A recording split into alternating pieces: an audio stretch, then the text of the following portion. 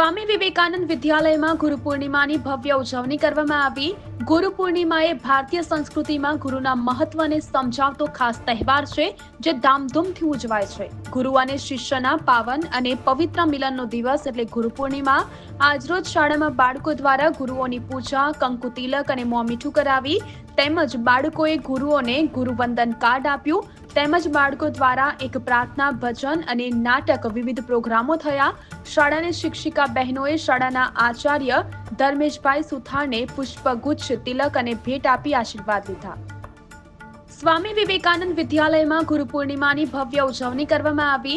ગુરુ પૂર્ણિમા એ ભારતીય સંસ્કૃતિમાં ગુરુના મહત્વને સમજાવતો ખાસ તહેવાર છે, જે ધામધૂમથી ઉજવાય છે। ગુરુ અને શિષ્યના પાવન અને પવિત્ર મિલનનો દિવસ એટલે ગુરુ પૂર્ણિમા।